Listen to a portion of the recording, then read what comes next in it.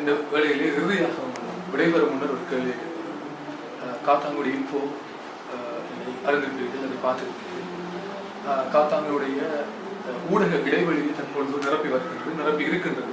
அதை பெரும்பாலான ஏற்றுக்கொண்டிருக்கிறார்கள். அந்த வகையிலே இந்த காத்தாங்குடி இன்ஃபோ பற்றி அல்லது இன்ஃபோ எதிர்காலத்தில் எவ்வாறான முன்னெடுப்புகளை முன்னெடுக்க வேண்டும் போன்ற விடயங்களை எங்களோட பகிர்ந்து கொண்டால் மிக சிறப்பாக. சுருக்கமாக சொல்வதாக இருந்தால், காத்தாங்குடி இன்ஃபோ என்பது ஒரு பாரிய இடைவெளியை நிரப்பி இருக்கிறது என்பதை நான் ஏற்றுக்கொள்கிறேன்.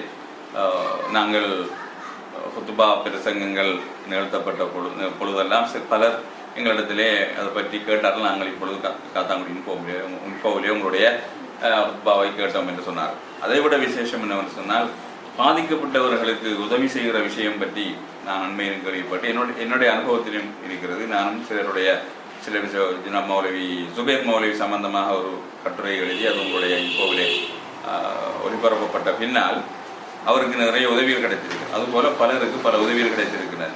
அது பெரிய ஒரு யாராலும் செய்ய முடியாத மிக குறுகிய காலத்திற்குள்ளே செய்யக்கூடிய ஒரு பெரிய ஒரு உதவியை இந்த பாதிக்கப்பட்ட சமூகத்திற்கு இந்த ஊடகம் வழங்கி இருக்கிறது.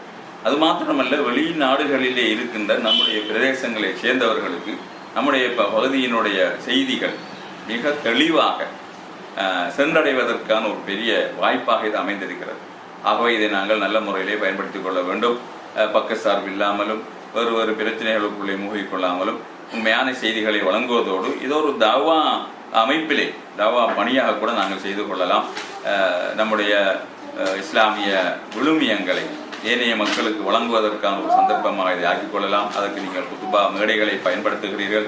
அது ஒரு பெரிய சந்தர்ப்பம். இப்படியான ஒரு வளர்ச்சி அடைந்த ஒரு காலகட்டத்திலே நீங்கள் பல்வேறு சிரமங்களுக்கு மத்தியிலே உங்களுடைய சொந்த தியாகங்களை நீங்கள் மேற்கொண்டு இந்த பணியை செய்து கொண்டிருப்பதானது ரொம்ப ஒரு பிரயோசனமானதா விஷயமாக இருக்கிறது.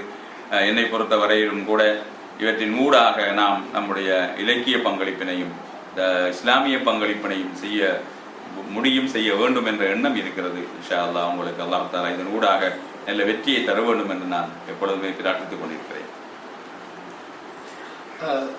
இத்தோடு இந்த பேட்டியை நாங்கள் நிறைவு செய்து கொண்டோம். எங்களோடு இன்ஃபோவின் கௌரவ நிகழ்வுடாக இணைந்து கொண்டமைக்காக இன்ஃபோ நிர்வாகம் அதை போன்ற என்னுடைய உறுப்பினர் சார்பாக மனமார்ந்த நன்றிகளை கொடுக்கின்றோம்.